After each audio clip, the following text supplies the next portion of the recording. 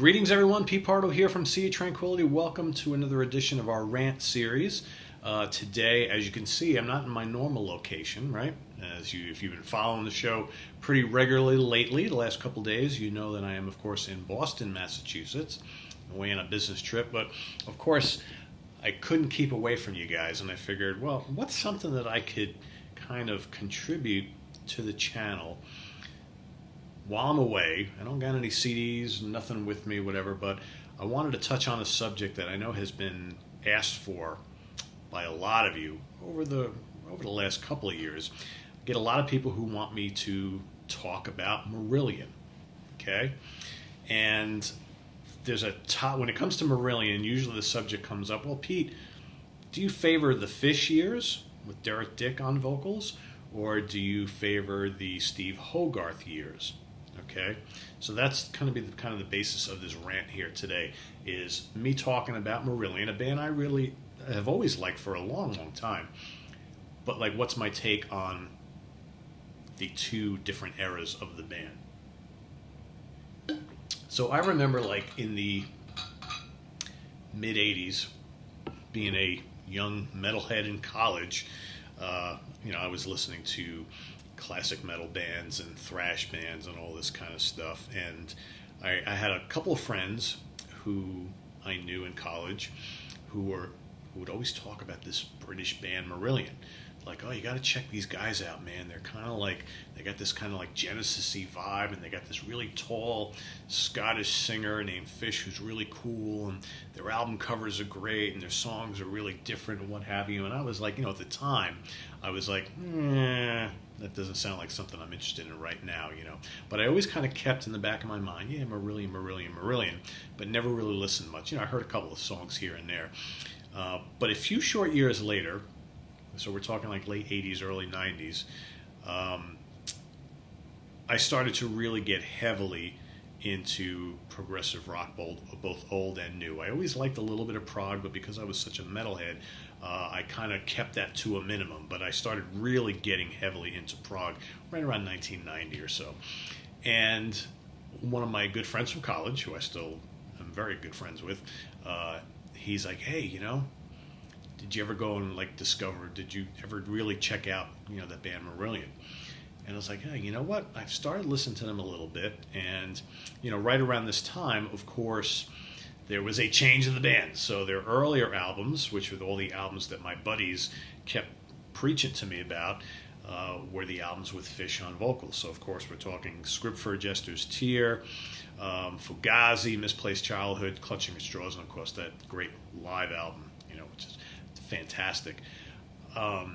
So I started going and checking out those albums, and I bought all of them and loved them because I always really liked Genesis, and I always had the band, for me, especially that early era, always had a real kind of vintage Genesis-y flavor, a kind of combination of both the Peter Gabriel era and the early years with Phil Collins on vocals.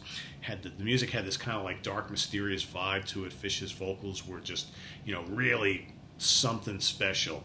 I mean, he could write some scathing lyrics, and he had this kind of quality about him that I always really dug. And I always liked Stephen Rothery's guitar playing.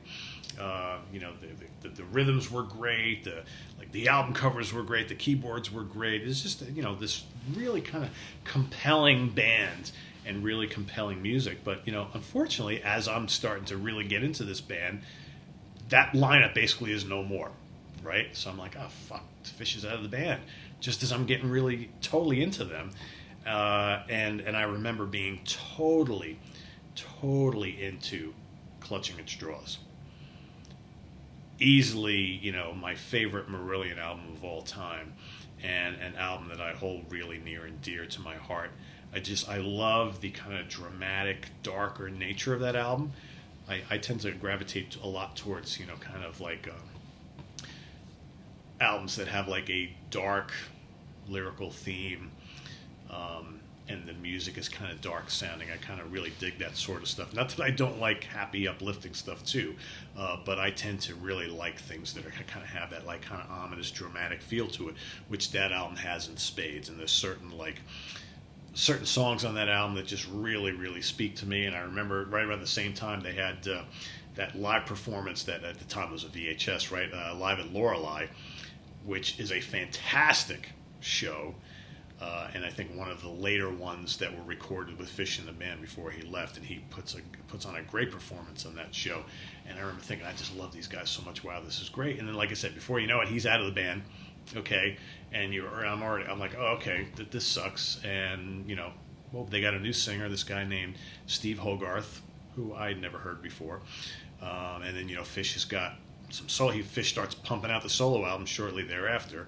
In fact, I saw Fish a few times throughout the mid-late 90s. But I remember, starting to get into some of these Marillion albums after the fact, after Fish is already gone. And I remember, hearing Season's End for the first time. And Season's End is a damn good album. Obviously, as history tells it, portions of that album were already written when Fish was still in the band, and I think there's even some recordings of some of that stuff with Fish on vocals. That might be my favorite album with Hogarth, probably because that's the album I think that still captures a lot of that early intensity, that early classic prog sound that the band were going for early in their career. Holidays in Eden, which was the next one, so Season's End is 1989. Holidays in Eden is 1991. A good album, some really good tunes on there. Pretty commercial sounding in spots, but still pretty good. And then, Brave is a really good album because I think there they decided to go the concept album thing again. And Brave's got a lot of good material on it. I dig that album a lot. Afraid of Sunlight from 95, I think, is probably like the underrated one in that little cluster of albums. Afraid of Sunlight's got some really gutsy performances on it. And I think, for me, some of my favorite Hogarth vocals are on that album. Okay? But then, This Strange Engine, a couple good tunes. Radiation, Marillion.com, Anorachophobia. I just can't get into those albums. Marbles has some good stuff. Okay, Marbles is decent in spots. Somewhere Else, Happiness is the Road, Less is More, so on and so forth, bore me to tears. Because to me, like, Marillion have become like this kind of like Coldplay, Radiohead, U2 kind of a band that really doesn't have a lot of their kind of prog rock roots anymore. It's like they're trying to be anything but a prog rock band, and that's cool, right? If that's the decision they're going to go in. Doesn't mean I have to listen to them anymore. And I quite frankly, I really have lost interest in this band over the course of the last, decade or so. I've listened to all their albums they've released. They don't do a lot for me. That kind of danger, that fire that they had when Fish in the band just is like long gone. And I get it. That was a long time ago. I mean, Christ, he's been out of the band, 30 years, right? More than 30 years? It's been a long time since Clutching at Straws, right? It's 30-something, 32 years ago. But for me, there's something about Script and Fugazi and Misplaced Childhood and certainly Clutching at Straws that really kind of did everything for me when it comes to this band.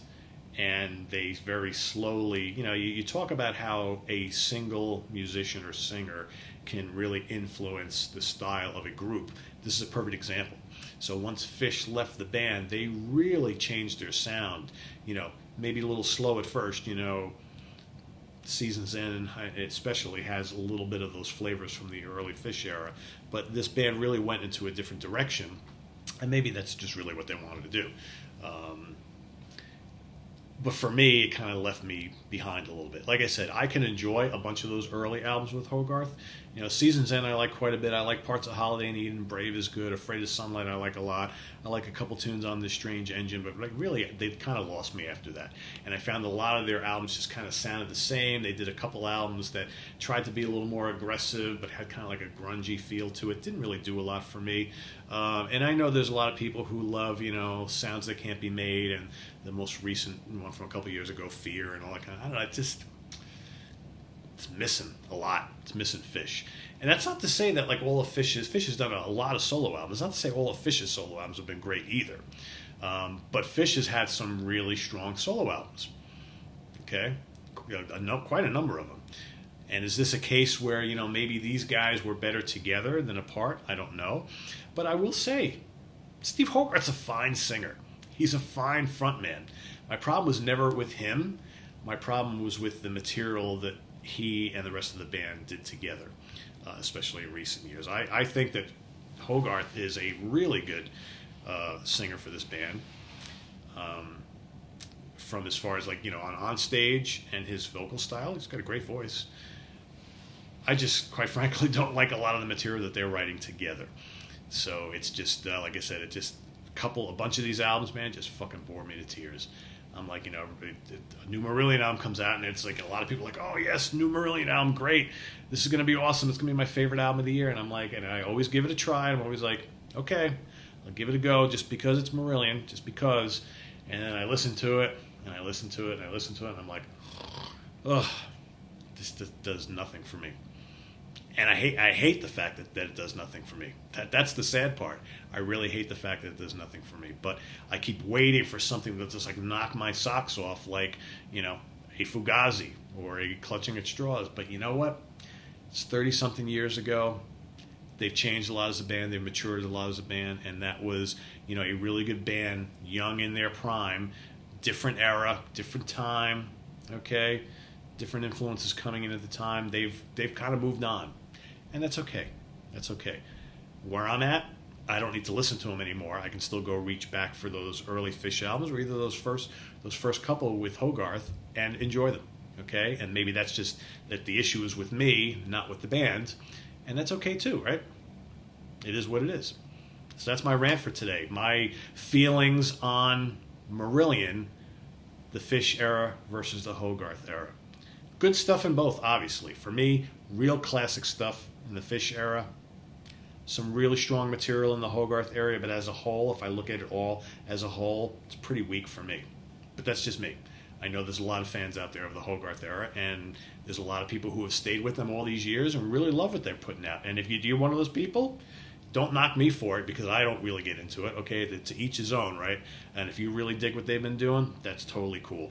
All right, more power to you. I've seen this version of the band live numerous times. They put on a good show. But in the end, most of the material they play is the stuff that really doesn't do a hell of a lot for me, so I don't go anymore. All right? But I can appreciate and respect anybody who loves the Hogarth era. All right? But for all you kind of Fish fans out there, and I know you're out there, who hold near and dear those first 4 albums, and all the EPs and things like that, you know what I'm talking about, right? It's never quite been the same. It's good, but it's never quite been the same. That's how I feel. Visit us on the web at www.cititranquility.org. We're on Facebook. We're on Twitter. Of course, we're here on YouTube every damn day or as close to that as we possibly can get. Once again, greetings from Boston, Massachusetts. You probably won't hear from me tomorrow, but we'll see you guys on Wednesday morning. All right, till then, take care. Have a good one, and I'll see you soon. Bye-bye.